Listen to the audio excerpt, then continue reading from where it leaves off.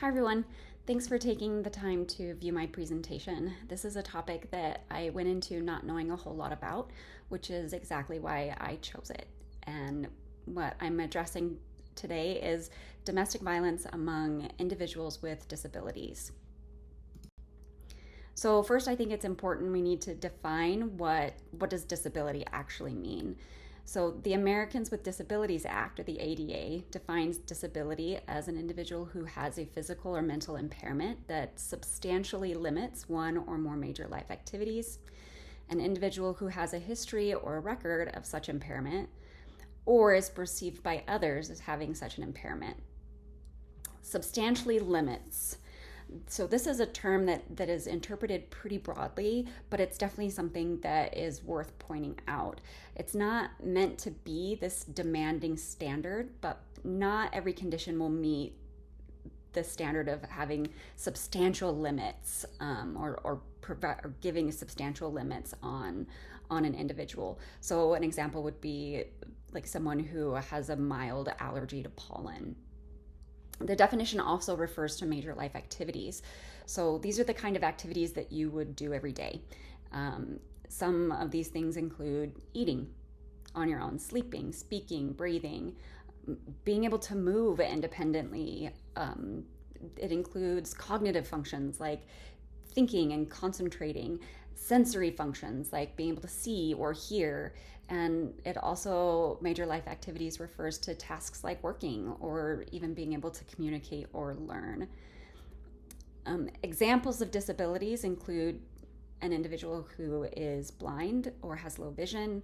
It includes impairments to mobility, such as an individual who may need to use a wheelchair or a cane or a walker. HIV, cancer, autism, PTSD, diabetes, the list goes on and on. So why does any of this matter to us as social workers? So there were a couple of things that I wanted to point out, and the first being the NASW Code of Ethics. And there are two key values that really fit with why understanding this population is important. So one of those values is social justice and advocacy. And under that value, it states that social workers will pursue social change, particularly with and on behalf of the vulnerable and oppressed individuals and groups. The second thing, as social workers, we value dignity and the worth of a person. So our mandate is to treat each person in a caring and respectful way, and while also being culturally aware and culturally competent and understanding of differences. There's an intersectionality with disabilities, or an individual with disabilities as well. No matter what domain or population in the field of social work you are wanting to practice in, disability awareness will intersect. Knowledge about how intimate partner violence and domestic violence shows up in this population, and an understanding of treatment and interventions are core skills. Last, we as social workers are often the first point of contact. We're the ones that people come to when they have needs for resources or services. And so being able to assess a situation, to understand what's going on, and to respond in a culturally appropriate way is important. So I want to go through some of the statistical demographics that I was able to find. So according to the World Health Organization, it's estimated that over 1 billion people, or that's about 15% of the population, live with some form of disability. Frequency and risk of intimate partner violence and domestic violence is consistently higher in individuals who have a disability. It was found that, for example, prevalence of physical violence among women with a disability was 81.6% higher when compared to women with no disabilities. If we look at the emotional and psychological forms of violence among women in particular with a disability, it was 78.5% higher. And last, women with a disability are 73.3% more likely to experience sexual violence when compared to women without that disability. So men are also at elevated risk of intimate partner violence and domestic violence. One study noted that men are nearly twice as likely to have experienced intimate partner violence over their lifetime. It was also found that men with disabilities who had experienced intimate partner violence were often younger, more likely to be non-white, more likely to be separated, widowed, or divorced, and more likely to report poor help. I think the other factor is in some of the statistics, and I do believe there's a lot of underreporting, but I think being able to detect abuse among those with maybe, for example, some communication disabilities or who may not have ready access to services. So the traditional abuse we can see. So examples include like bruises, like the physical manifestations of abuse. But for individuals with disabilities, there's a kind of this non-traditional abuse that as social workers and clinicians we need to be aware of. So things like telling that individual that they're not allowed to have pain, or they can't take their medicine, or their individuals with disabilities are being exploited financially. Their disability is used as a shaming or a humiliating experience. Refusal, caregivers, family members refusing to help complete necessary life tasks, including going to the bathroom, taking medication, over medicating, mixing medications are all examples of abuse and violence that we don't necessarily see. Additionally, withholding or damaging or destroying devices that help someone who has a disability, preventing them from accessing medical care, harming or even threatening to harm a service animal, which that kind of falls into, a resource that they use. So those are all things that we can look for when it comes to assessing intimate partner violence and domestic violence among those with a disability. So these are a couple of infographics that I found that I really liked. I did not create these, so I am the citing for these infographics is underneath both of them. So disability and in relation to intimate partner violence and domestic violence among LGBTQ plus individuals. So some of the statistics are pretty astonishing. So 39% of transgender and gender nonconforming experience sexual assault in college. 44% of lesbian women experience intimate partner violence or domestic violence. 37% of bisexual men. And then if we go over to the second infographic, it kind of demonstrates, or we can look at what that intimate partner violence or domestic violence can look like in these individual spheres. So for example, in social settings, that includes workplace or schools and out in the community, things like obvious homophobia or racism, any kind of discrimination in a social setting can be considered a violent act. Individual identities are often challenged. Sexuality, gender, age, all of that can be exploited in individuals, LGBTQ plus individuals who also have a disability. So I'll just let you kind of look that over for a second.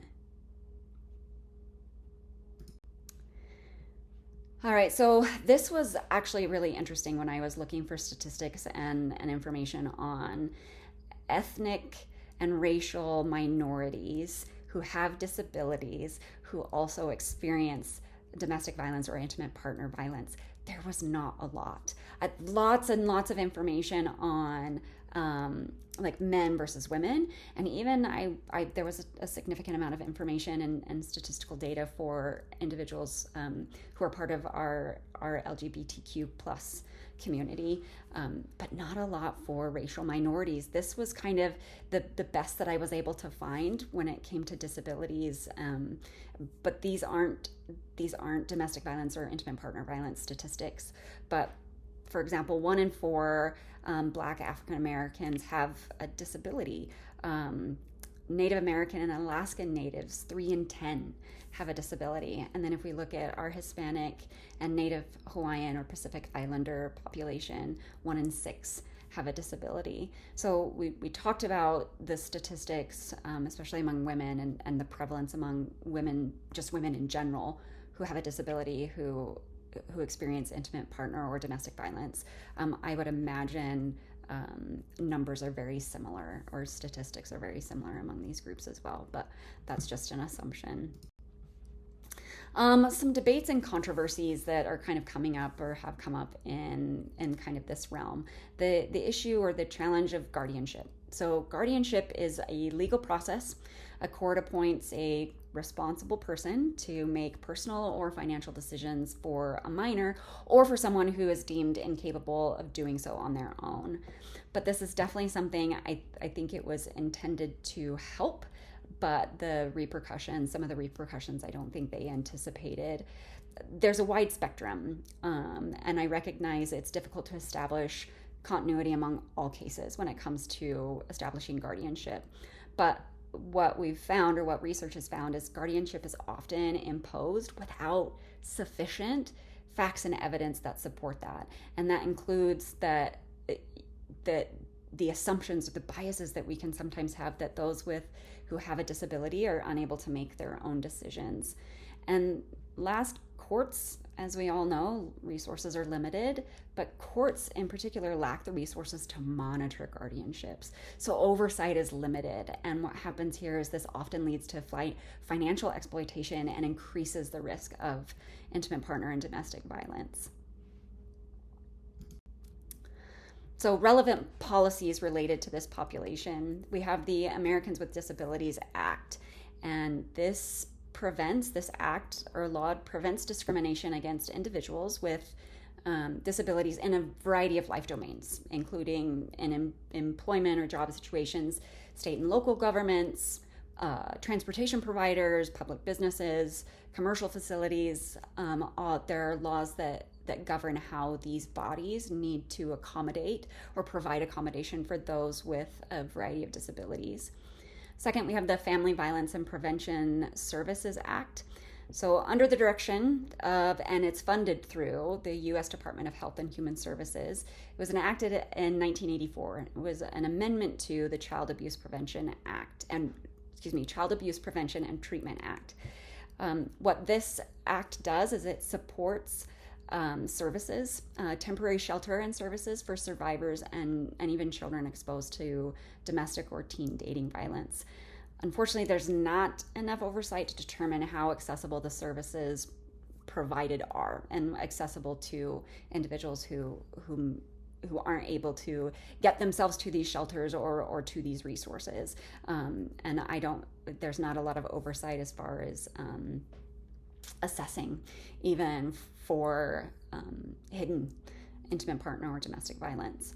And then lastly, policies that are relevant, as we just mentioned, guardianship and conservatorship law that operates kind of at the state level, that really can have an impact and can increase opportunities or prevalence of domestic violence or intimate partner violence among this population. A social worker's role. So here's where we can really come in on these different levels. So at a micro level, we can be culturally competent and aware. I think one of the ways that we can do this is utilizing trauma-informed screenings specific to individuals with disabilities. So for example, the abuse assessment screening has a disability component to it, or there's another one at the AAS-D that's specific to them. On a meso level, coordinating care with other domestic violence advocates. There are large gaps in coordination of care, and we don't just see that with this population. I think we see this across all domains. At a macro level, advocating for better policies that encourage better monitoring and compliance, especially in conservatorships or guardianships. And then we can help challenge stereotypes that these individuals are, because of the disability, they are not capable, or they're not aware enough to make their own decisions, or to be fully aware of the things that are going on around them. This is one of my kind of favorite concepts. I use it all the time. When we know different, we're able to do different. So for practice improvement, one thing that I thought a lot about, I ask why a lot in clinical situations, and why is there this high prevalence of abuse and IPV and DV in amongst this population? And I think a lot of it has to do with caregiver burnout and compassion fatigue. I think that in order to help address some of the reasons why these things are happening, offering better support and resources to caregivers would be huge, because if they're tired and they're worn out and they're stressed about finances and carrying this load every day, that decreases their it decreases their ability to be reasonable and rational in situations, and they react more than respond. Again, another way that we can improve in practice is, like I mentioned on the previous slide, using disability-specific screenings as a standard practice and in intake setting. On a policy level, advancing incentives for states to adjust the guardianship, instead of just defaulting to guardianship, providing a kind of middle ground, especially for those who are deemed capable to make decisions on their own, but they need additional help. So instead of just defaulting to guardianship, have a supported decision-making person, someone that helps them make decisions, not is legally able to make decisions for them. I also think there is some wisdom in separating the financial purse strings with the caregiver when it comes to specific needs of the individual. The caregiver, again, there's a lot of exploitation financially amongst this population, and I think that would be limited if there was some more oversight when it came to like who handled the finances. And here are my references. It was a great experience to kind of dive into this a little bit. I know I'm just barely scratching the surface, but thank you for watching, and I appreciate any feedback.